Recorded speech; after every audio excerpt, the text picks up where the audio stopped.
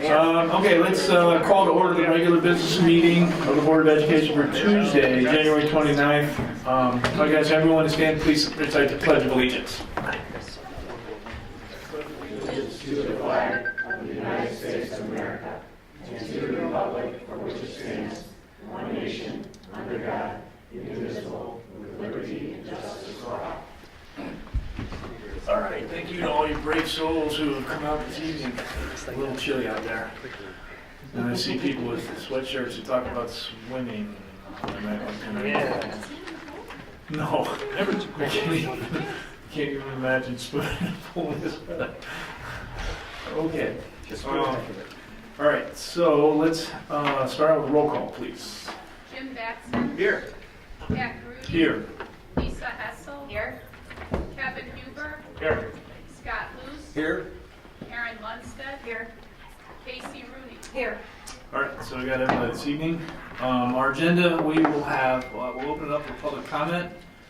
We will have the College and Career Resource Center report, part of the educational presentation. We will not have we have student recognition also. Yeah, so we have both of those. We will not have student school board representative reports under the president's report. We'll have the superintendent's report. We'll vote on the consent vote agenda. We will have an update from facilities and finance, program and personnel, no news on property. Anything else, Cito?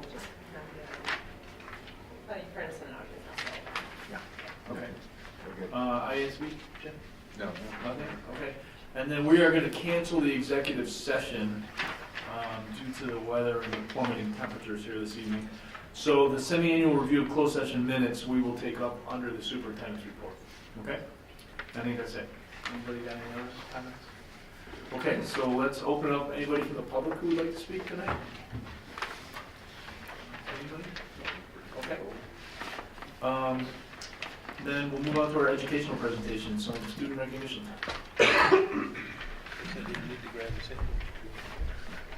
Good evening. Thanks.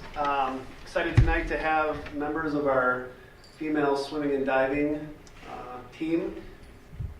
Over the last couple of years, we've been fortunate enough to snag two excellent people from Highland Park High School. One of them sitting out here, and the other one sitting over here. Coach Block is a first-year coach with us. We stole her from Highland Park. It was a great steal, and she and her team have had a tremendous year. I was fortunate enough to see them swim a couple times, especially at Evanston for the state meet, and they did awesome. And so we have 2 of the 6, I think. And you said, I can't imagine swimming today. Well, I think 4 of them are swimming in the pool right now. But we have 2 of the best here with us tonight, and Coach Block is going to introduce them.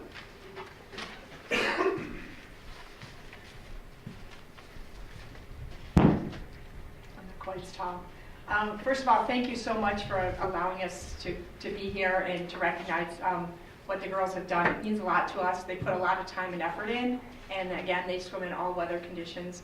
Fortunately, we get the fall sports, which is the fall is much better than the boys with swimming in the winter. But thank you so much for taking the time out of your meeting to recognize us. It means a lot. As John said, it was a tremendous year for all of us. It was I walked into a great opportunity, and I had great kids to work with, and I feel very fortunate to be here, so thank you for that. I want just to mention some of the girls that weren't able to come because they are at swim practice. The diver and swimmer that are here that I'll recognize also made an effort to do their practice and still get here, so extra credit for them for making it happen in both ways. The girls that are unfortunately not here, I'll just mention who they are because they had tremendous season, and they added a lot to the state meet and our 12th place finish, which is the best in school history. 12th place is really a big deal at our state meet. It helps having a diver get second place, I'll tell you that. That's a lot of points right there. But we had relay score and individual scores, which we've never had in the past. So it was a tremendous team effort all around. So Anna Long, she was on both of our relays, and her sister Ellie Long was also on the relay. She's a senior, we'll be missing her. The other members of the 400 and 200 free relay, they were the same foursome. The Fab Four included Casey Crafty, who's going to come up here, and and Drew Petteritt, who was our fourth, and she's a senior. She'll be leaving, and she'll be sorely missed also. So our two relays, the 200 free relay, the 400 free relay, we got 10th and 11th, which is great, and 2 new school records, which was also really nice. Drew also swam in the 50 free, and she was 11th place, so that was a nice individual finish for her in her senior year. And otherwise, Alexandra Sasha Skachkov, we just call her Sasha, she placed 11th in the 100 fly, which was also tremendous. Our medley relay missed by this much, which she was a part of, and 2 other swimmers, which didn't make it to finals, but they got to go to prelims at state, all 3 relays, which is also a school first. So that was pretty exciting. Next year, they were 14th, a couple places up, hopefully all 3 relays, which would be really a great feat. So I'd like to call the 2 girls that are here and recognize their individual accomplishments and team. First, we have Allie Landis, who, if you don't know anything about diving, she's the one to know, and she's the one to watch. She broke the school record more than once this year, and she had a tremendous season. She placed 2nd at the Illinois State meet. That's me.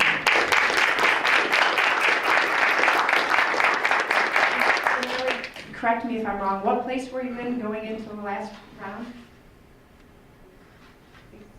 7th? And that's going into her last dive. That's like clutch diving. I mean, that's when you really show your true grit, and she's really a true competitor, and she did great. So school record, 2nd place at the state meet. She's got 1 more notch up. That's it. So that's what we hope for next year. And she won conference handling and sectionals. That goes without saying. So congratulations. So happy we get 1 more year with her. Next up, we have Casey Craffey, who is an awesome swimmer in every event, in every distance. She placed in 500, which I wanted to recognize also. She was 12th place in the 500. She was also a member of both relays. Not only did the relays break school records, Casey broke her own 500 freestyle record this year, going under 5 minutes, and that is like in any sport, 4-minute mile, 5-minute mile, 5-minute 500. It's a big barrier. It's a really big deal, and I think she'll go way under now that she's kind of, broken through that. So that was really exciting, and she's only a sophomore, so that's great too. So Casey had a great meet, and both of these girls, not only are they great swimmers, they're great students. They're all academic, all scholar, all everything, and we're just as proud of their out of deck in school stuff as they are in the pool. So this is 2 of our 8 actually, but thank you again, and hopefully we'll have good news. We'll win sectionals, we'll win conference again, and place at state. It was a pretty good year, so thank you.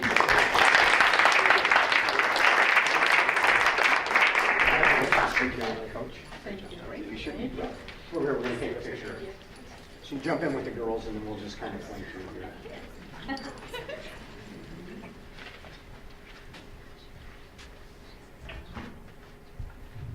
Thank you. You good? Okay, one more round of applause.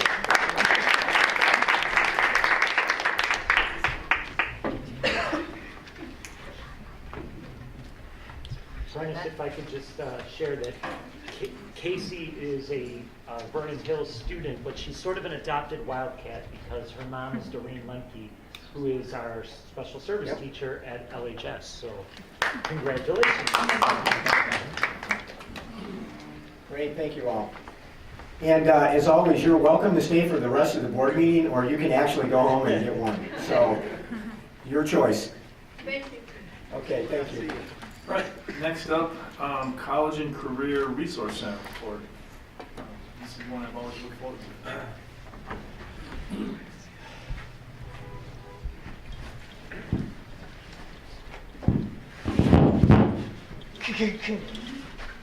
Hi, everybody. I don't know, is this working? Doesn't really sound, yeah? It's working. Okay, good. Of course. Alrighty. So, we are the district college counselors. I'm Becky Bolito. I work in this building, and my story is a little different from Amy in terms of background. I started here right out of college, and I was an English teacher, and then I got my master's in counseling and was able to intern here, and then I was a counselor for 10 years before moving into the college counselor role. So I have been super fortunate to have so many different roles in one building. whereas Amy, we like balance each other out because she's got varied background for that. How many years have you been here? I think I'm on year 17. Yeah, wow. So it's been a while, Wow. yeah. Hi, everybody. I'm Amy Belstra, and I'm the college counselor at Libertyville, where I have been for 9 years in that role. But I actually can say, I was adding this up the other day, this is my 31st year working in this profession, either on the college admissions side or on the high school side. So I actually started my career in college admissions. I did that for about 11 years. I spent most of that time at University of Denver out in Colorado, and I followed that up with grad school and then working at a private school briefly and then at a large public school out there. But I'm from the Midwest, so I'm a good Indiana girl, actually. So moved back to be closer to family and find myself very fortunate to be at a school like Libertyville. It was sort of the perfect place for me. So that's my background. And then we just wanted to highlight kind of our function in the district. And so, you know, primarily we are here as a resource for our students and families, giving them information and helping them throughout high school with the college process. But then we're also here for the teachers and counselors. You know, teachers have to write a lot of letters of recommendation. Counselors get a lot of questions asked of them, and so we're a support for them, as well as for admin, even like in terms of curriculum and what colleges are looking for and what they'll accept certain courses as. We have a lot of contacts at the colleges, and so it's really easy for us to get that input from them. We have really interesting jobs, to be honest, and a lot of what we do is programming. This is sort of a conglomeration of both what Becky does here at Vernon Hills and what I do at Libertyville, but we have a lot of overlap. We have different student populations, so we work with them in different ways. You can see there's sort of a lot that we do in the fall. We're now into spring semester, getting ready for working with our juniors, that sort of thing. We each have a couple of programs I want to call out here. Becky has a college night for Spanish-speaking families that we actually advertise to our families as well, and I think that's just a great program to work with those students. At Libertyville, we tried something new this year. We did a military interest day, which for a first shot out of the door, I was blown away by the response we got. We had students from grades 9 through 12 did it the day after Veterans Day, which was really good timing. So we were excited about that. We each do junior programs in the fall, and we're actually getting ready for a new joint program this March that Becky and I are just a little bit psyched about. We're calling it College Palooza, right on. And it's going to be here at Vernon Hills this year. We're hoping to rotate it each year, a joint event. We're bringing in a ton of speakers to talk to our students and parents. And we actually have a keynote speaker we're very excited about. He's the editor-in-chief of the Princeton Review guidebooks. So his outreach coordinator, this is really a small world thing, actually is a mom of Vernon Hills kids. And he lives in New York or New Jersey. So Yeah, anyway, it was wild. his name is Rob Yeah. Franick. We're super excited about that. So lots of things. All told, we probably both do 12 or 13 different programs throughout the year in the evening, as well as, of course, lots of daytime things. So. And a lot of times we go like an hour and a half, so I hope you guys are okay with that. No, okay, no, just kidding. I got strict information. We're keeping it short and sweet. It's freezing outside. And then these are some additional things that work through our offices. When colleges come to meet with kids and give like brief info sessions, those are organized through the CRC. We organize our own internal scholarship application for local scholarships at both buildings, along with like supporting students on any other scholarship apps they have. We're always doing individual appointments, reading a ton of essays in the fall and again during scholarship season in the winter, and then promoting the different college fairs that are out there, either at CLC or in the city or Milwaukee. Well, we just thought it would be interesting for you guys to see sort of our general profiles. We each publish a school profile every year that's way more detailed, that actually goes into a lot of information that accompanies all of our transcripts and documentation that we send out to support kids' college applications. But Becky and I were just talking about this afternoon, and just how interesting it is to, these are obviously two very highly college-bound communities. But it's good to compare them side by side, I think, at the same time, because it really sort of highlights some of the differences in our two populations. But I think we're both very proud of the fact that we're over 90% college-bound, both 2-year and 4-year. We actually hit a milestone at Libertyville last year, I think it was last year, that I'm not sure I'm happy with, where 71% of our students are going out of state. And that was a reflection of our Illinois economy, a lot of other things going on, and recognize that out of state is a few miles north. Sometimes it's closer to go to Madison than it is to go to U of I, but at the same time, it was an interesting statistic for us. Our kids at both schools go to a lot of different places. They go far afield. Yeah, I was going to say if you want to say anything about it. So we compared our colleges that are most attended, and there's a ton of overlap. So while by percentages it might look quite different, like our kids are applying to a lot of the same schools, getting accepted to a lot of the same schools, and this is just like a quick glance at some of the top hitters from last year's graduating class and where they attended. So I think families are always interested in that information, and really we see like one kid goes somewhere different, loves it, it doesn't take long before the younger friends start being interested and take a look at that school. So, which is really easy to do now that they have the internet, right? Like I couldn't look up anywhere, and so that's why you're seeing kids are all over the nation. It's really easy to get info on those places.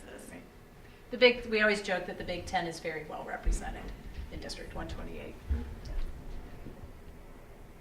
And the last thing we wanted to do is just, we can talk about a lot of things, but again, with the nature of time tonight, just to highlight some of the trends that are happening in our world. So I think Becky was going to hit a couple. So when seniors come back and they're like still in summer mode, I quickly jolt them awake, letting them know like, well, yes, it's August, and that brings us into application season right away. Deadlines are creeping up earlier. More and more colleges are offering early decision as a binding agreement, and more colleges are admitting a good portion of their classes through early decision, which just to be clear, early decision is a commitment from the student and the family saying, if I get accepted here, I will attend here, and they have to sign something. And we're seeing that be more and more of interest to our students as they see that schools are filling their freshman class like a good chunk through the early decision pool. And that's very stressful. That's one of our bullet points here. But even for kids that aren't going the early decision route, there's priority deadlines that are November 1. And these applications take a lot of time, and every college wants something different in a different way. And so it's just a lot to juggle. And so a lot of our job is just like supporting students through how complicated and confusing that process can be in the fall, and just like trying to keep everyone calm and just knowing the right next step.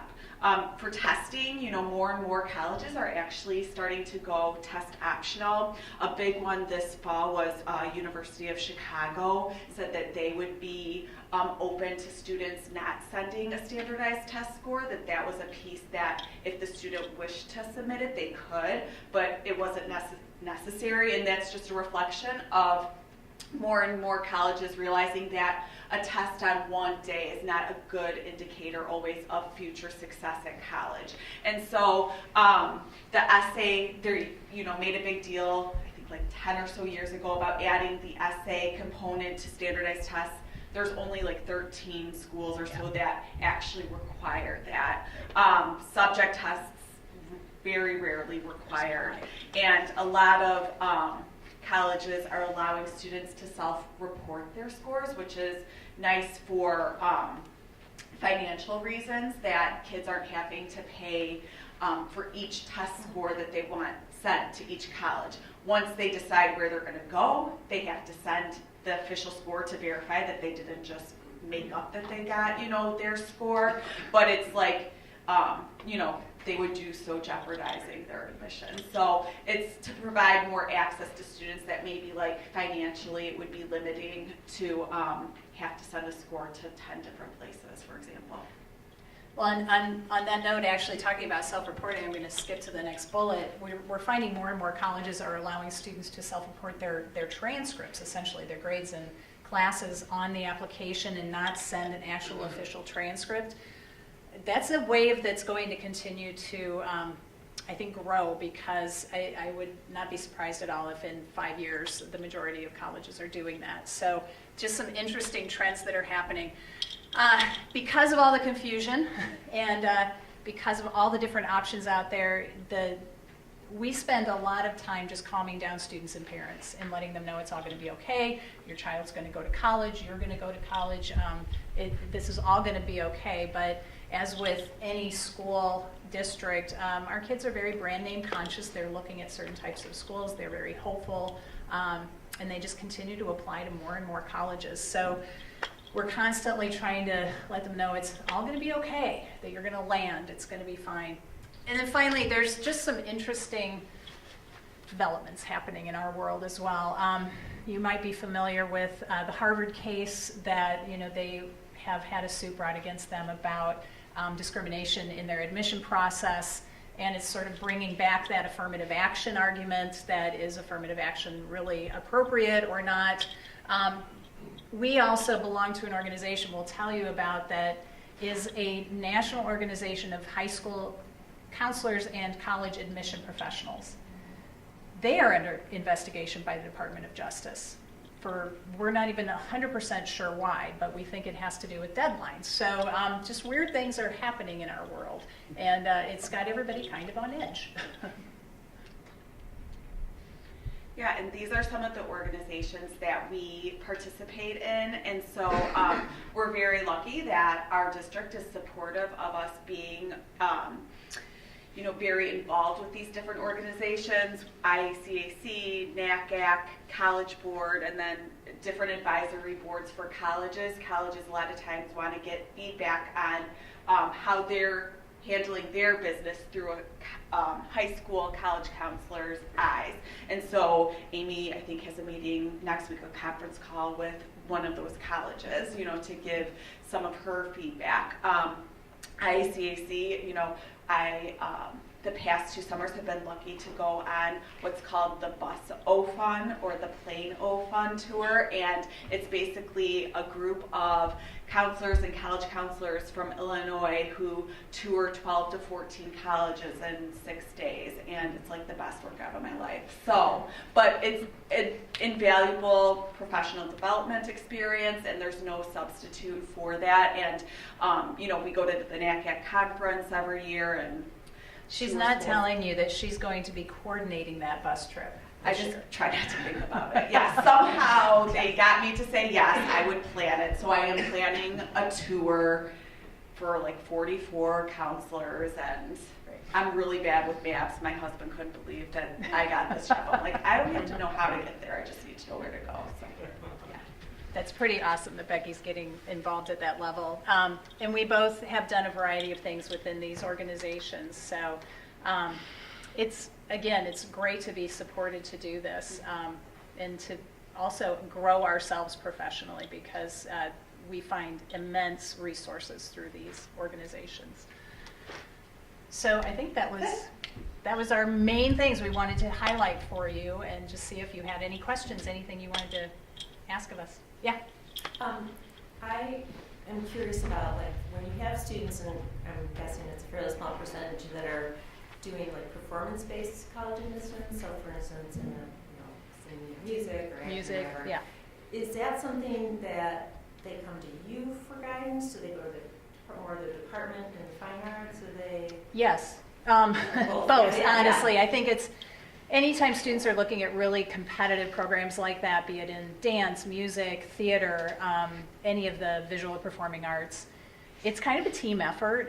Certainly, I think Becky and I help them with that, but they have to either have portfolios or auditions, and that's where their individual teachers can really be a resource to them as well. I my youngest did this before your time. Yeah. So I'm curious Yeah. how that's changed, because I think he pretty much did it kind of on his own, which was actually great because he That's did awesome. it. If he, yeah. But I'm sure, I just didn't know if he knew that he could go and get help at the time, and it didn't, that was a long time ago. Yeah. I We- wondered if that we're changed absolutely because there. we have so many students that are going on. Oh, to, for sure. um, Yes. Yeah.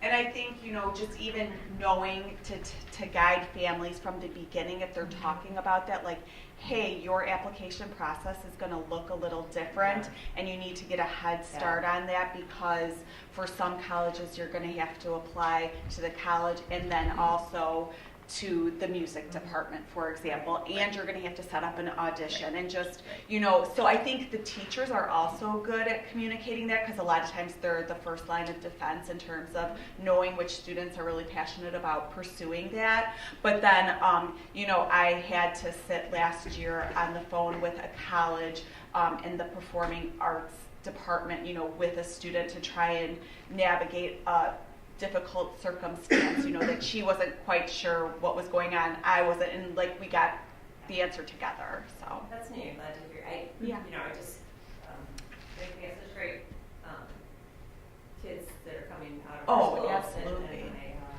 so great. Yeah, for sure. And we promote, there's a college fair now. I don't know if there was when you were child, but there's a performing arts college fair that's offered at UIC a lot of times in the fall. And so we will send that out to families just so that they can check out that college fair that's specific to that interest. They have the unified auditions where Yep. you can do a lot of your auditions together. That was just new territory for us, because we hadn't gone through that before. Right. So Right. Mhm. Yeah, but we help, if they come to us, we are happy to do that. We're absolutely happy to help them with it. Yeah. This is always one of my favorite topics, actually. I know you're saying, Brent, I want to see a presentation on this. And here you Because- are. I mean, yes. imagine that. But I mean, the reason for that is every time I go by the College Resource Center in either school, they're always busy. There's a lot of activity. In fact, I think I was in LHS one day and I walked by and I love the board that had all the visitors coming from all the colleges. It must have been in the fall. And I saw there Fairfield University. And I'm like, Fairfield University? That's where I grew up in Connecticut. And they're coming to LHS. That is pretty cool. But I guess I'd have to get two questions. So when the visitors from all the colleges come, I would imagine they give you some feedback of some kind, I would hope. And I'd ask you, what do they say? And in particular, do they say good things? And are there any things they say where they say, hey, this is an area where, hey, this is what we're looking for, you got to beef that up? So you're saying feedback about D128? Yeah. Yeah. Yeah, absolutely. We're very well respected as a district, as two high schools. We probably see somewhere around 200 colleges every fall-ish. And yes, it's always interesting to me to see who's going to come in every year. New Trier's going to have a few more than that. That's totally okay. But at the same time, the colleges are really looking at all the northern suburbs to recruit students. Their feedback is always very positive. And we always have good conversations with them, but one of the things we always hear is your kids are very well prepared, they do very well. We hear that from the students themselves, that they come back and tell us that, yeah, I did good, I was ready. Sometimes I love it when they come back and go, shoot, it was easier than high school. And I'm like, just you wait, that's gonna change. Yeah, and I think they always are so pleased when our students are inquisitive during those visits. And you said you love this topic. I think it's great because it's pretty easy to get a captive audience when you're talking about college, if that's something that's remotely on your radar. And so but when our students come and meet with those reps, I've had multiple reps afterwards be like, that group was lively, and they it wasn't just every other visit, or they're asking the right questions, or they just they're impressed with our students, even just from a conversational standpoint. We have very collegial relationships with we're friends with our admission reps. It's very much a team effort. We all belong to the same organizations, professional organizations that we showed, and we support each other. We bring them in to talk to the kids for programs, and they utilize us in lots of different ways too. And then just one other real quick question. I mean, and you kind of touched on it. If people are going to New Trier and not coming here, you know, I kind of want to know why. So I guess my question would be, is there So do I. anything more we could or should be doing from our own brand recognition standpoint that might make them stop here before they go to New Jersey? So, to be honest, I think, I hope so. yeah, no, absolutely. It's not that we're doing anything different. They have a little bit more name recognition in that, but you are doing that by supporting us to go out there and be sort of the face of D128 at the national organizations or national That's what- conferences and that sort of thing. You know, Becky is, you know, starting to get very involved with IACAC, which is wonderful. I just rolled off as a chief delegate, so I was sort of rounding up our Illinois delegates that go to the NACAC assembly to vote on measures, vote in our executive board, that kind of thing. I've sat on a national committee. That helps to get just, people are like, oh, Libertyville, you know, oh, Vernon Hills. It's a good way for us to represent that out there. So that involvement's important to us, but it's also important, I think, to the district. Okay, great. Yeah, and I think like the fact our teachers support students attending the college visits is really helpful too, because you know, sometimes they're only there for like 45 minutes, and so if it's during a kid's class and that's a college they're very interested in, that's important face time with it. And so you know, I think if students didn't show up for these appointments, that would make reps be less inclined to continue to sign up. But I think it just continues to grow, and as one student attends a school that's never visited here, then like this year, you know, Georgia Southern stopped in and we had never had them visit, and like 4 kids showed up to talk to Georgia Southern. And so part of it is just you know, the way of like what students are talking about and their interests. Yeah, that's great. And the last comment I'll make, I promise I will quit here. Because I really see these roles as key conduits with these universities too, to make sure that we know where they're thinking and where they're headed. Because I think this is just going to continue to evolve, and that landscape is going to continue to get more and more challenging. So I mean, I'm just really grateful for everything you guys do, and you know, it's great to have you here and to learn firsthand more about it. So.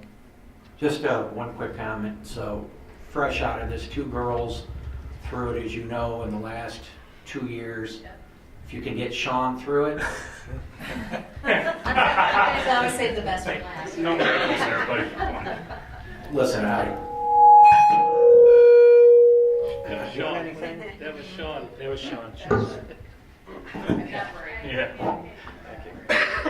But listen, I've seen what you guys do. I have great admiration and respect for what you do. You know, you got the support of the board and of the administration. Just keep doing it. And if you need something you don't have, let us know, because what you do is outstanding. Thank you. Yeah. I feel very supported. So yeah, I do have a question. Actually, so I am. Could be. So I'm cursed enough to be chairman of the Illinois Student Assistance Commission. So obviously the out-migration is bothersome to us, as well as Springfield. What, you showed us numbers, I think you were 51% in state, I think you're 51.49. You were like 20. Yeah, it was bad. Right.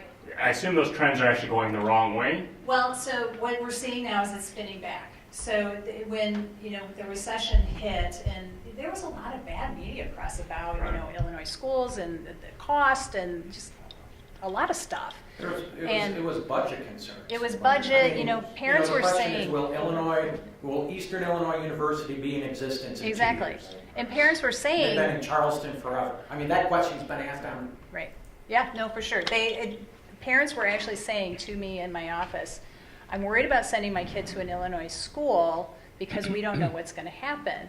And it's hard to say, oh, it's going to be okay, because we were all worried, right? And it was a natural, there's some cachet for a student to be able to say, well, I went to school out of state. Mm-hmm. And all of our out of state, especially our contiguous states, they got very savvy at offering scholarships or reductions in price to rival Illinois in-state prices. So there were a lot of competing factors in there. But what we're seeing now, you know, for example, U of I has instituted the Illinois Promise to help under-resourced students find it more affordable, right? And even though we may not have a huge number of kids who qualify. We do have kids who qualify, and that's going to make a huge difference in their world. Because I don't know if you're all familiar, but I'm not going to remember every single criteria, but if the family has high financial need, good grades, is admitted, essentially, shows a 0 EFC on financial aid, so that's Pell eligible, they can qualify for full tuition at U of I. And other in-state colleges are offering similar programs too also. I had a student come to me, UIC has, is it the AIM High or is AIM it? High. Yeah, AIM High is the initiative in Illinois to try and recruit some of our excellent in-state students to stay in-state, and UIC decided to handle their money as like a way to recruit the best of the best and offer like a smaller number of students full tuition. And I talked with one of our seniors who was just offered that, you know, and so she's feeling pretty good where she sits right now. That like, yeah, It's a right. huge I deal. mean, That's huge. yeah. It is. So I think that, you know, the pride of earning like a scholarship, whether it was from out of state or in state, like that sways students. But a lot of these out of state schools were making the cost similar with price reductions. But I do see, like, you know, last year we had a ton of kids, like our top 3 schools at Vernon Hills, I believe, were, well, it was CLC, U of I, ISU, and University of Illinois in Chicago. So that was like pretty noticeable, and I do agree with Amy that that's like kind of where it's trending. Okay, So that's what, thank you. yeah, Yeah. everyone's No. super excited about like, you know, hearing this money and like automatically qualifying for this Illinois one, for example. Yeah, thanks for the aim high, because we just actually put that one in place. The Yep. state gave $25 million, this college had to match it, and things Yeah. of like, of that nature. So I'm glad that's actually having a little bit of For sure. impact. And I assume none of our kids really are in the map area. We really don't do a lot with map. No, Yeah. we I have a lot of absolutely. students. We have Do kids we? who qualify. Yeah. Yeah, for sure. Yeah. Great. Yeah. So we're trying to get So- money there as well. which Absolutely. Obviously will filter Absolutely. down to all of us. Yeah. So we have a lot of families that we offer a financial aid completion workshop to families so that, you know, if families are halfway through and stumble upon a question, the ISAC reps come in and will be available one night to help answer those questions on an individual basis. And we stress like to get their financial aid done because the MAP grant can run out. And so I have a lot of parents that like think sometimes even like, do I need to do it on October 1st? Like, how urgent is it? And because there are a lot of students who are qualifying for that grant. So you're getting what you need from ISAC, yes? Yes. Yes. Yes. Okay, thanks. Yep. And Kevin and I have talked about this before. The stability in the state financially will help greatly because we will not have the rumors about Eastern and Western and Southern and consolidating all the colleges into just a couple. ISU, same thing. So that, I think, will help greatly, and that the message coming out of Springfield will be a better message. You'll have, Kevin, you guys should have consistent funding for what you do, et cetera, and for the grants and the MAP grants and all of that. So that should help, and that's all good news. I just want to say, really, to our community at home, that these 2 women and their roles in the district are two of the true value adds of District 128, okay? You may not know, but most school districts do not have full-time Amy's and Becky's, okay? This district has been on the cutting edge for a number of years with this, before I ever walked in the door in the district, and Amy and Becky just keep that tradition not only alive but growing. And for our parents, when they start offering sophomore parents the opportunity to come in and start learning about college, those evenings are amazing. And they are so helpful having sat through them as parents. And then your junior year, and then you're, kind of right at the beginning of the senior year. All those evenings and the programs they present are very helpful. And then all the daily work they do with kids. I'm sure, Scott, your 2 kids, John's got 2 that are in college now, went through Vernon Hills. But I can tell you that Amy was instrumental with both of my girls. My older daughter, small liberal arts college, okay, in very specific areas. And my younger daughter wanted kind of a medium-sized state university. And their ability to help them refine a list of 5 or 6 working schools was invaluable in their college search. And I know that they do that for virtually every parent they talk to. And when parents show up and they have a list, their kids have a list of 31 schools they want to go visit and go to, Amy will tell the whole audience, you need to narrow that list. That's very helpful for parents to hear that. So you are truly value add for this district. You do incredible work. We're happy to support you. The board has just told you, which they don't even tell us, by the way. If you need anything, just ask them. Okay, Yeah, so I'm sitting here going, okay. yeah, you better put your list together because they mean that. Now, but we so appreciate all the work that you do, and it's just a great resource for our kids and parents in the district. So thank you for everything you do. Lots of students today talking about wanting to go to like Arizona State, right? Aim high. I'm going with it. Thanks, everybody. Okay, All right, thank you. Okay, because we have no student school board reps, there's really nothing on the president's report, director's report, so we'll move right to the superintendent's report. Okay, well, given the really inclement weather outside this evening, we are going to, and there's no student board reports tonight, we're also going to skip the good news report and we will double up and pick that up next month. So we can continue to move along this evening and finish at a reasonable time. As the board is aware, if you guys can pull the community connection slide up for us. As the board is aware, as part of our overall communication in the district, we sent postcards out to roughly 25,000, Mary, or ish, tax-paying addresses in the school district for 2 reasons. Before the winter holiday, late November and early December. One, to communicate upcoming programs and opportunities to engage with the district and the board on our new capital projects, but also to give our public some additional knowledge and opportunities to connect with the district.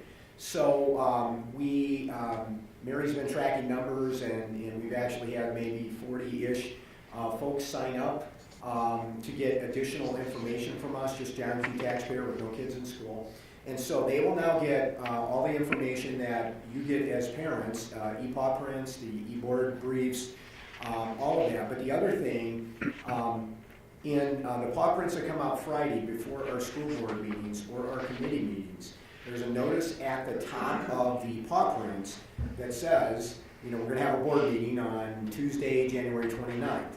Here is how you connect to the documents. You can click on, and you can go right to the documents. So they will get everything that the board will get in their package moving forward. So it's just an additional way, and we think what we'll do is probably the beginning of next year, we'll do that again, just as an opportunity for more community people. Of course, with our parents in the district, we offer that as part of the registration process, and they're kind of inundated with that. But for the community at large, and they will have an opportunity to stay kind of current connected, and then they will get all the other additional news about the district and the board briefs following the board meeting. So we think that's a good thing, but we just wanted to highlight that for the community tonight that may not know that, and they still have the opportunity to connect with us, and if they've lost their card or whatever, they can just give us a call and we can connect up. Any questions or comments, Kevin? All right, so again, we sent out 25,000, we had about 40, give or take, 40, 50, a small number, right? Very small number. I think it's a little bigger now, Okay. Especially every time it snows, we get more people interested every year. I have 70 new friends on Twitter for Hey. the district, but yes, a small. It's a small number, but how many people actually get EPAW? I mean, this document, because all the parents get it.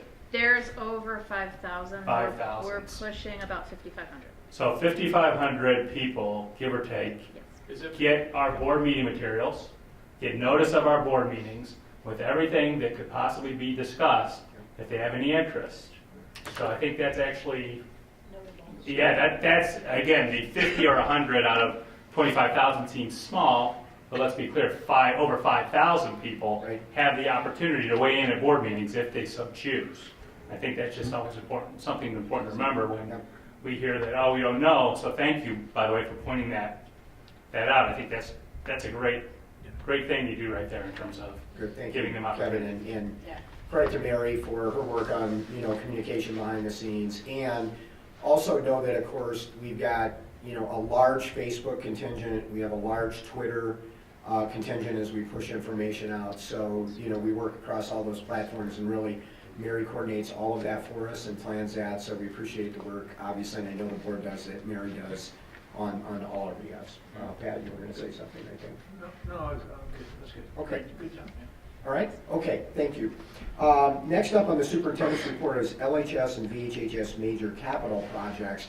And before we do anything with the projects that haven't moved forward yet, I want Mark, I'm going to ask Mark if there's any update on the swimming pool. Hard to think about that right now, as the temperature is dropping outside like a rock, but I'm sure there is some update on the swimming pool. Mark? Okay, I'll make it brief. The face brick installation on the north wall of the pool has been completed, and we've moved to the east side, which is the last side. The equipment's been brought in, the large equipment, so now we've started the masonry work on the east side of the building, which is the last section that we need to do to complete the exterior section. They've also moved inside and are doing interior masonry work on the colder days. So we're working outside and inside. We completed overhead ductwork over the mezzanine area down to where the elevator will be at the west end of the building. So we can transition into the wall and around that elevator shaft. They're working on finishing the installation around that ductwork. They've completed all the raceway installation for the electric up in the ceiling areas. And they completed pouring the north side pool deck and a portion of the east side. And next week they're working to pour more deck around on the south side of the pool. Good. Any questions? And then our goal would be, of course, as long as weather cooperates, would be at our February committee meeting to put on hard hats and take a walk in and let's take a look around at the pool. Not ready to jump into yet, Scott and Kevin, but that's coming in the spring. We'll put our ice skates on. Yeah, it's coming in the spring. See if Okay, Mark. Yeah, exactly. Thank you. Okay, next up in the agenda in a few minutes, we are going to recommend to the board that you authorize us to go out to bid on our capital projects, but I want to do a couple of things again tonight, really for maybe our community, since our board meeting is taped. Going back to before the holiday, we planned 2 standalone meetings for the community to come in and hear the plan, interact with us, and ask questions. The first one was held on Tuesday, December 11th at 7 p.m. at the VHHS Studio Theater. The second one was held on Tuesday, December 11th at 7 p.m. at the LHS Studio Theater. We had 2 board members as primary kind of spokespeople with us. Several other board members attended as community members on those forums. In January, we had our board committee meetings on Monday, January 14th. Tonight, we're having a board meeting with this on the topic, and then before the board actually votes to authorize awarding of the bids, which would really obligate us to then move forward, we have 2 more meetings in February. On Monday, February 11th at 5:30 are our committee meetings, and then on Monday, February 25th at 7 p.m. We have our regular board meeting, which may, depending on how the bidding goes and the bids get out, maybe the night that we actually recommend you to accept the bids and begin to move that process forward.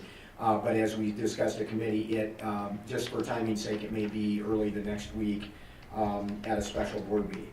So once again, we sent 25,000 postcards out with those dates on them in both communities, and I would say between the 2, we probably had 50 people-ish show up from the community. We were asked some good questions, we had some good comments, we had some good follow-up with folks, emailing and talking to people after the scenes. But those meetings, I think, were very worthy, and it was a good thing for us to do as a district.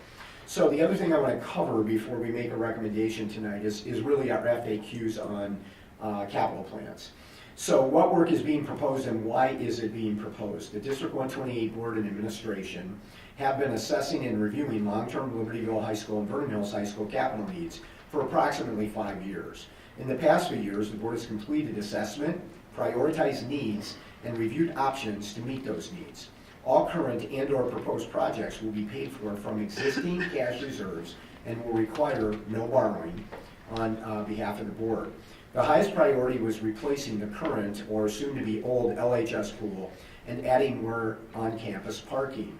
With significant current cafeteria needs at Vernon Hills High School and continued rising enrollment, expanding the student cafeteria, adding classrooms and a STEM lab, and adding a second gym became our highest priorities there.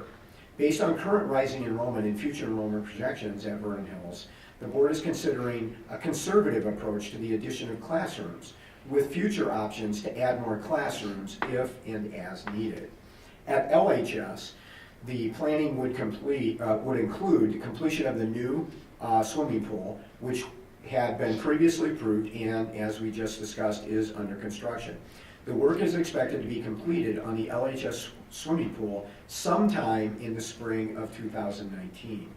The parking lot addition, again, already approved and already under construction and will be completed when the weather breaks. An additional 68 parking spots on the west side of the property were approved by the board and the Village of Libertyville. These additional spots are much needed for the LHS campus. And finally, at LHS, repurpose the current soon-to-be old pool, which is under consideration tonight. Will provide a multi-purpose physical education and extracurricular facility. This building and space at LHS is important for both curricular and extracurricular needs. At Vernon Hills High School, expand the cafeteria, again under consideration. The existing cafeteria is at least half of the size it should be for a high school the size of Vernon Hills High School. As a result, the cafeteria space must be expanded into the front lobby, and the lunch periods are scaled back to only 22 minutes in length currently. The expanded cafeteria and remodeled servery area will be able to better accommodate the current and expected increase in students. Next at Vernon Hills, 8 classrooms in a STEM lab. STEM stands for science, technology, engineering, and mathematics. That is also under consideration. Analysis of classroom usage at Vernon Hills was completed to determine the current and future needs for classroom space. The proposed new STEM lab and classrooms will be able to accommodate both changing curriculum needs and increasing enrollment. And finally, at Vernon Hills, a second gymnasium combination dance studio. Currently, Vernon Hills High School has the same curricular and extracurricular programs as Libertyville High School, and as such, it has the same space needs. The second gymnasium and dance studio will be able to accommodate all of these needs and provide for increasing enrollment. So what are the costs for each campus and the cost overall? At LHS, already approved by the board and under construction, the new LHS swimming pool and the LHS parking lot addition, the total for both of those projects is $22.5 million. Under consideration is repurposing the current or old LHS swimming pool at a total estimated cost of $5 million. Total estimated cost for all projects at Libertyville, $27.5 million.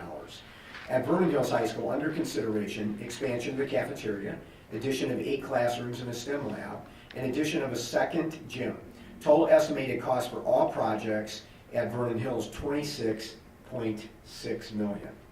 When will the work start and when would it be completed? If approved by the board, projects would be bid at the end of January with bid awards at the end of February or early March. To hit applicable construction cycles, project work would begin late spring at both campuses. Tentative project completion dates are projected to be LHS spring 2020 and Vernon Hills in fall of 2020. How will the projects be funded? They will be funded from 100% cash reserves. There will be no referendum and no increased taxes to fund these projects. In addition, since we are not borrowing money to fund the projects, there will be no bond interest payments. What is the impact on our current cash reserves? Our current cash reserves are roughly $80 million. The total of both of the projects, all of the projects at both of the schools is $54.1 million. which leaves $25.9 million in cash reserves. That's 30% of fund balance as a percentage of operating expenses. The state of Illinois recommends a minimum of 20% cash reserves. 25, I'm sorry. Yes, we corrected that, didn't we? It's 25% cash reserve. So that would just put us just over the level that the state actually recommends. Does the board plan to build the cash reserves up again? Or in other words, are we going to start planning now to have $80 million back in reserves at some point? The board is committed to leveling the cash reserves around the 30% level, or in other words, maintaining the reserves around that level. There is still a great deal of uncertainty in Illinois around school financing and funding, including the percentage of state funding going to public education, potential pension cost shift from the state to local districts, and the possibility of a property tax freeze. After years of discussion by several iterations of the school board, the board has consensus around the 30% cash reserve level. Finally, the past few and current boards have committed to not use cash reserves to pay for regular operating expenses. And if you follow our board meetings over the course of the year, you will hear that restated on a number of occasions. So finally, what's the potential impact to taxpayers of the proposed projects? There is no tax impact. District 128 has no outstanding debt, and there is no debt incurring to pay for these projects. Thus, also, there are no interest payments, which can be, as Dan has pointed out a number of times, can be substantial over the long term. So those are really, that's kind of the overview of the FAQ of the highlights that we did at our community presentations. I do want to make one other comment about dance in the district, because there were just a few comments made about dance in the district and expending district dollars. Working with our folks at the building, we captured some numbers at both of the buildings in the dance programs. And remember, dance is a curricular activity under our PE curriculum, and it's also a very vibrant co- and extracurricular activity at both of the buildings. So in physical education at LHS, there are 233 students in dance. We have 5 sections of dance and 154 students, and 3 sections of yoga and Pilates at 79 students. In co- and extracurricular activities at LHS, approximately 161 students. Cheerleading 43, POMS team 35, Orchesis 45, and the fall musical. Total student physical education and co- and extracurricular dance-related participants at Libertyville 394. We should note also that LHS is required to cap the number of dance-related sections in its physical education program due to lack of available space and safe space to expand the program. At Vernon Hills in physical education, there are 142 students, 5 sections of dance, 142 students. In co- and extracurricular activities, 152 students, cheerleading 31, dance team 36, Orchesis 50, and the fall musical 35. Total VHHS student physical education and co- and extracurricular dance-related participants, 294 students. VHHS is not able to offer yoga, Pilates fitness, or total body fitness in its physical education program due to lack of available and safe space. So total District 128 student physical education and co- and extracurricular dance-related participants equals 688 students, or 20.8% of the total District 128 student enrollment. Dance is substantial in District 128, and both at Vernon Hills with repurposing, or Libertyville repurposing the current pool, will provide dance facilities, and at Vernon Hills as part of creation of the second gym, we'll also create dance facilities. And the last thing we'll mention tonight is something that we talked with the board before. For years, our dance kids have been nomads in our buildings. They have practiced in areas that are really not suitable for dance, often carpet on concrete, or flooring, often in areas that ceiling height is not high enough for them to be able to work on throws and jumps moving forward. And as we've reviewed this plan, we have talked about the fact that we have an obligation under Title IX, federal Title IX legislation, to make sure that we are providing safe and comparable facilities for our dance kids in the district, and our plans certainly address those issues as well. So with that said, and with the projects that I had mentioned tonight, we are recommending to the board that you authorize us to go out to bid on the projects, the remaining projects as noted tonight at Libertyville and Vernon Hills High Schools. Okay, so let's start and just ask for a motion to authorize a bid on the major capital projects 1 through 4 as listed. Then we'll open it up for further discussion. I authorize, or I move to vote on and accept the bids on the major capital projects. To authorize. To authorize the bids on the major capital projects as described by Dr. Lee. I second. Go ahead. All right, second. All right, any further discussion? Good. Anybody? I'm Yeah. really excited about the plans and give you a lot of credit as well as your entire staff.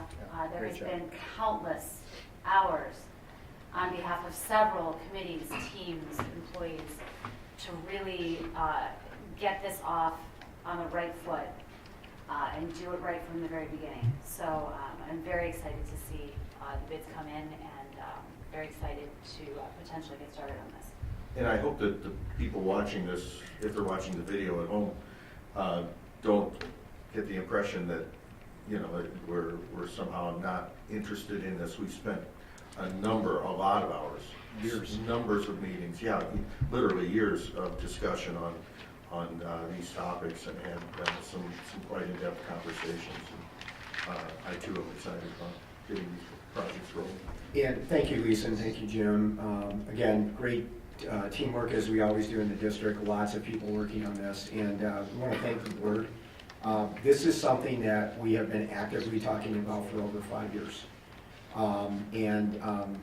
You know, at some point we pushed that conversation along to get to a point where we could actually do some decision making on what we were going to do. And we would be remiss for everyone in not mentioning that along the way, the board abated $18.5 million to taxpayers, meaning they did not collect $18.5 million that under law the district could have collected. And that's all part of this discussion too, as we move forward. That put us in a position to pay off our bonds, you know, pay ourselves the interest, get rid of that bond obligation, and be in a position we could look forward. So. Can I ask a question, Prentice, Sure. along those lines? I think there have been comments from community members over the years who have said, reduce my taxes or write me a check if there's a surplus. Right. The only way for us as a district to affect that is to abate.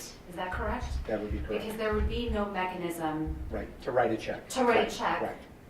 And the way that those taxes are abated and spread out is not our choice. That's done by the county. Is that correct? No. Well, I think. How is that abatement spread out among the I community? think I know what you're asking. So it's essentially, Tell with me. the abatement just negates the levy that was already put in place. So when the referendum was passed and that debt was incurred, that was levied against all of the existing property owners at that time. As an abatement comes in, basically says, you know what, don't, like, even though we did file this and say levy this amount, don't do that, reduce that levy by X amount. So that gets spread whatever year that happens equitably amongst all the taxpayers based on their equalized assessed value that year. Thank you. So that's how we sort of, Right. because we can't write a check to taxpayers, that's how we affect that. So again, and we had discussions on this, quite extensive discussions, including whether or not there was a vehicle to write a check. Okay, Yes, that's right. and there was not. Okay, and so the two things that we had to consider, one was to abate the property, or I'm sorry, the bond and interest levy. Okay, which eventually was going to go away. All right, so it was really chosen that way because we didn't have to worry about continuing to raise revenue for those kinds of expenses, okay? If we did that for our, I'll call it the main part of our levy, all right? So let's say, and I'll just make up a number. If our levy was typically $50 million and we decided we wanted to abate some money there, Well, the problem is then our base becomes 45 million, and our ability to increase that going forward is capped from 45. So in subsequent years, we're not able to recapture No. that if there is, If you I mean, reduce that's the a regular simplistic, budget. that's a simplistic sort of picture of what that is, but in essence, that's the problem. Another way maybe to look at that, and correct me if I'm wrong, and maybe this is a simplistic way to look at it as well, the way in which we went about this abatement actually had a greater impact on our reserves, where if we abated the operating fund, it would have an impact on programs. And we wanted to impact the reserves in order to. Well, it would have an impact on programs in the future. In the future, Okay. right, but it had the most immediate impact because we were then able to pay off, not only abate, but pay off that same bond issue. And it seems to me, and maybe I'm oversimplifying, that it had a more direct and more immediate impact on the reserves versus on the operating funds.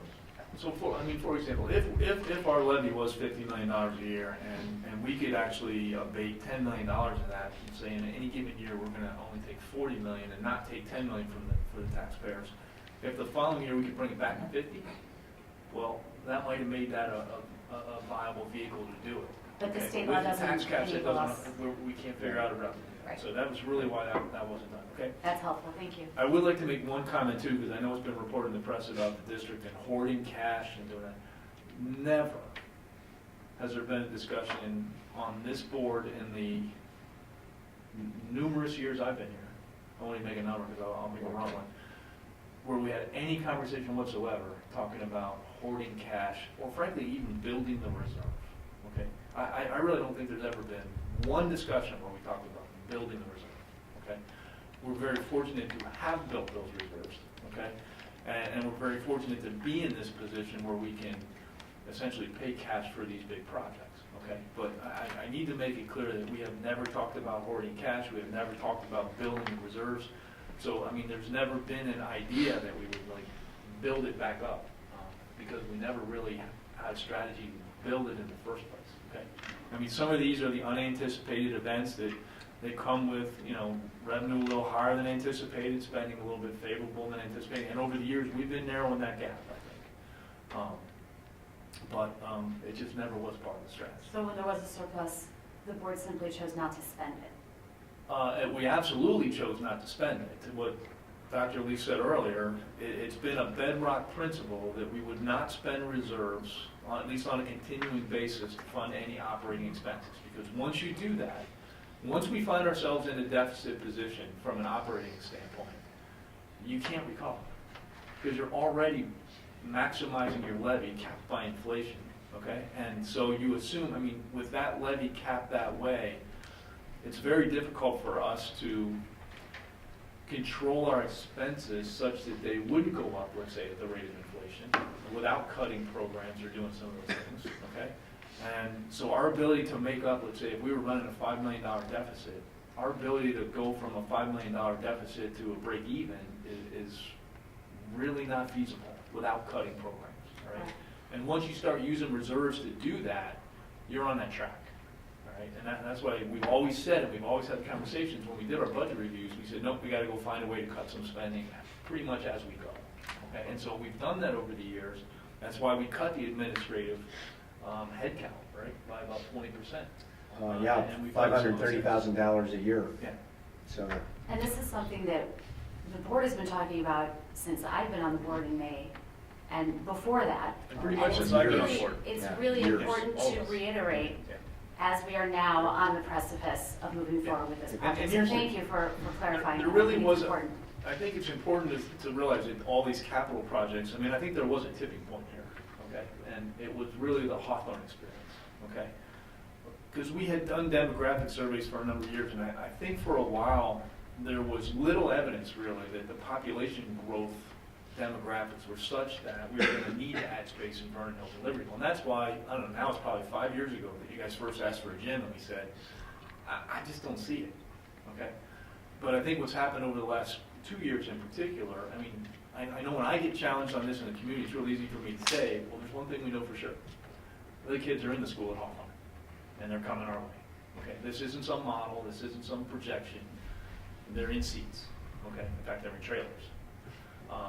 So, you know, I think that was really what sort of lit the fire under this. We kind of said, hey, if we don't move, we're going to go to the village board and we're going to say, we need to put some double wides in the parking lot. You know, these kids are going to have to run inside to go to the restroom when it's 20 degrees below zero. None of these would be good things. Okay. And we talked about, in the presentations that we did, we talked about the cost of waiting. Because if you take, you know, $54 million of projects and you say we're going to delay that a year at 6% construction inflation, which seems to run about like college tuition inflation, you know, it doesn't run like in line with CPI, and you start doing the math on that, I mean, you're into millions of dollars of additional payments because you waited a year or 2 years or 3 years for something that we were going to end up doing. So again, I just want to say on behalf of all of us, we appreciate the board's patience as we've had these conversations.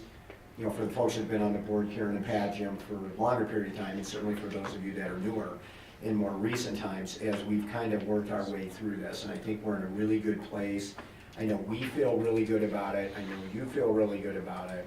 So this will start that process moving, and we can make sure that we hit the construction cycle so we don't have to wait a year, you know, to get rolling at both of the campuses. So with that said, Pat, I think. All right, anybody else got any other questions? I know you guys, any comments from the, no? Ready to go. Okay. Let me just make one more question. I'm going to make sure I heard it right. So let's assume we go forward on the timeline we're talking about. We authorize going to get the bids. We get the bids next month, and then we rock and roll from there. We're talking about the LHS old pool being renovated by spring 2020. That's a year from now. Correct. Yes. A little more than a year. Okay. And then more. And Just to then be clear, spring goes until about okay. June. Yeah. So it's Spring doesn't I got start it. until March. I got it. So no, I get that. But I mean, look, by the time we get the bids approved, it's basically March. Okay, so we're already running out of spring pretty soon. Right? And then VHHS, all of the work we're doing there, fall of 2020. Fall of 2020. Okay, so it just sounds like it could be a little aggressive. I love it. It'd be great. But you guys are still good with that? Oh, yeah. We're good. Yes, for sure. That's why you're here. John has already been meeting with his team because there's going to be a lot of logistics required because they're going to have to do some construction in the south, you know, because you've got to have a cafeteria. So they're already working on logistics. Okay. These guys are still good. They're solid. Every week we meet with them, and all we got to do is get rolling. I mean, I guess I think the thing to remind ourselves, this is the single biggest thing we have endeavored to achieve since we built this high school. And we will. Okay, yeah, I'm confident we will, but it's I think I put a motion for it quite a while ago. yeah, okay. What's the motion? I opened it up for further discussion. I want to make sure all voices are. Think that show you over there by the windows. It's getting cold by the window. I'm looking at the rest of it. by the window. I'm looking at the rest of it. We're gonna rock and roll through this. All right. Any other comments or questions? All right. No. Roll call, please. Batson. Aye. Rudy. Aye. Hessel. Aye. Huber. Aye. Luce. Aye. Lundstedt. Aye. Rooney. Aye. I think Dorothy's about to blow the Yeah. campus. Okay. My back's to it, so. Oh my gosh. Is that win? Yeah. Yeah. Okay. All right, let's go. Let's go. FOIA requests. So we're bidding, let's go, yep. Okay, FOIA request.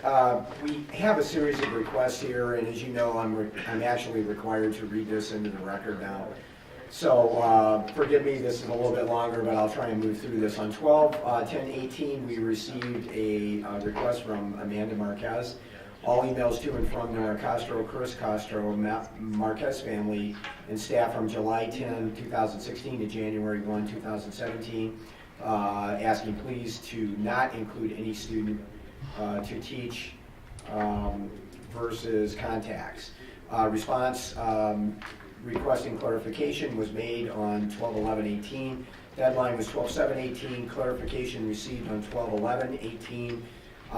Items 1 and 3 of request were denied. Item 2 requested clarification. That working with council, that response date was 12/17. On 12/17/18 and 12/19/18, Amanda Marquez, Chris Marquez, and Matt Marquez, 6 requests were submitted on December 17th, sent over 5 separate emails. Number 1, all communication to Chris Castro from Nora Castro to include email, phone call transcripts, notes, from 6/6/2018 to October 16, 2018. 2A, all communication to include email, notes, phone records, transcripts, etc. from Nora Castro to Susan Lampert and Associates, P.S. Patel Pascula, from June 5th, 2018 to December 14th, 2018, and any emails that use the name Marquez during that time. 2B, all legal action taken against D128 during that same time period. Please redact any student names. 3, all communication from Nora Castro to include email, phone call transcripts, notes, etc. from 6/6/2018 to September 6, 2018, not to include any student-to-teacher communications. 4, all emails, phone records, or any communication to and from Nora Castro from June 10th, 2016 to July 10th, 2016. 5, all communication of any kind from Nora Castro from September 14th to November 30th, 2018 is amended on December 19th. You can exclude student-to-teacher communication, notification of staff meetings, or employee benefit communications. 2 new separate email requests were submitted on December 19th. All communications from Nora Castro between June 10th, 2016 to July 10th, 2016 do not include duplicate emails or emails to students. You may send them electronically to this email. I am sure my sister told you we would all be requesting items weekly. 1 month cannot be unduly burdensome. All communication to include phone conversations or transcripts, emails, texts, notes, mail, carrier pigeon, if applicable, etc. from Nora Castro between May 15, 2018 and June 15, 2018 do not include student records, do not include emails that are the same, like duplicates sent to multiple people unless there is a response. With all that said, the response was a voluminous request. An invitation to amend this request was done on 12/21/18. The deadlines were 12/24/18 and 12/27/18. We received no response. Final response was denied and unduly burdensome. That was sent on working with our council, 1/14/19. Total time spent on all Marquez requests, 20 hours. On 12/13/18, Bethany Simpson from Smart Procure, electronic record of purchase orders dated 9/13/18 to current 1/15/19, including purchase order number, purchase date, line item details, line item quantity, line item price, vendor ID, name and address. Response date was 1/15/19, commercial response date. Deadline was 1/15/19. Time spent on this one was 1 hour. That was Rose DeSico that handled that request for us. 1/15/19, Nathan Mihalik from the Illinois Retired Teachers Association requested names and email addresses of all teachers or administrators who are retiring in 2019. Brian handled that response. Response date was 1/18/19. Our deadline was 1/23/19, and time spent on that request was a half an hour. And Pat, that concludes the FOIA request. Okay, next on the superintendent's report, we have done an extensive review of, in our semi-annual review of closed session minutes. We are recommending to the board that we release none of the closed session minutes this time. And so if the board so agrees to that, Pat, then we do not need to go into closed session unless you all want to discuss one of them, of course. Just a quick question for clarification. Our attorney continues to recommend these remain closed, correct? Thank you. Okay, so we can do that vote here then, correct? Yes. Okay, is there a motion to keep the closed session minutes confidential? I motion to keep the closed session minutes confidential. Second. Okay, any discussion? Roll call, please. Grudy. Aye. Hessel. Aye. Huber. Aye. Luce. Aye. Lundstedt. Aye. Rooney. Aye. Batson. Aye. All right, Okay, motion Pat, carries. back to you. Thank you, sir. All right, the consent vote agenda is listed. We reviewed it earlier in the month. Is there a motion to approve the consent vote agenda as listed? I move to approve the consent vote agenda as listed. Second. Any discussion? If not, roll call, please. Hessel. Aye. Huber. Aye. Luce. Aye. Lundstedt. Aye. Rooney. Aye. Batson. Aye. Grudy. Aye, motion carries. All right, Facilities and Finance Committee, Chairperson Luce. Okie dokie. We have summer school transportation fee.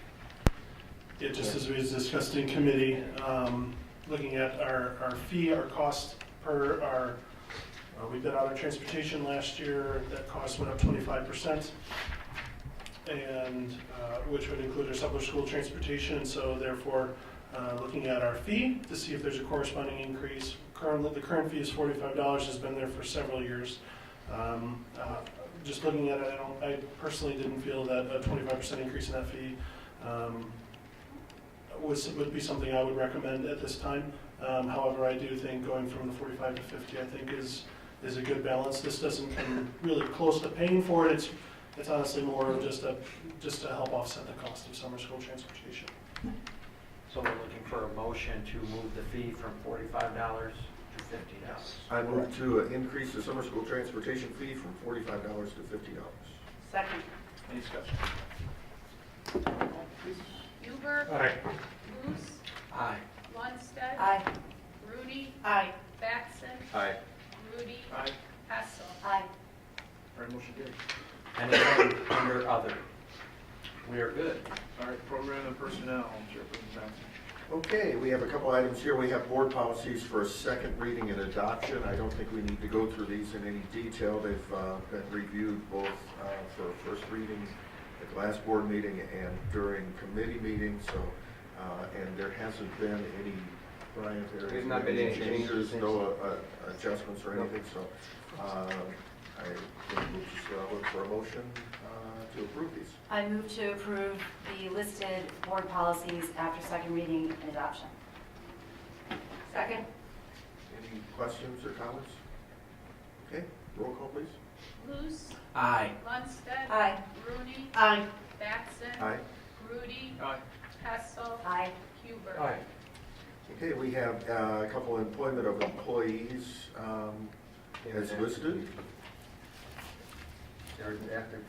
Looking for a motion to approve. I move to approve the employees as listed. Second. Any questions, comments, further discussion? No? Okay, roll call, please. Lundstedt. Aye. Rooney. Aye. Batson. Aye. Rudy. Aye. Hessel. Aye. Huber. Aye. Luce. Aye. And one final item, an additional educational tour request that came in after the consent agenda was put together. So we have the Junior State of America Winter Congress in Washington, D.C. for Vernon Hills. We have a motion for that. So moved. Second. Any comments, questions? Okay, roll call, please. Rooney. Aye. Batson. Aye. Rudy. Aye. Hessel. Aye. Huber. Aye. Luce. Aye. Lundstedt. Aye. Thank you. Anything under other for anybody? Okay, that concludes the All right, program with personnel. thank you. No property, seal, did you They settled, CEDAL, as the board knows, CEDAL, Special Ed District of Lake County, settled their contract with their employees, so that's our only update. Are they included? Yep. All right, and IASB was nothing? Nothing. Okay, so again, there's no executive session tonight, so we don't need to do that or return to open session. So with that, is there anything else? Okay, is there a motion to adjourn? I move to adjourn. Second. All in favor? Aye. All right, good night, everybody. Stay warm.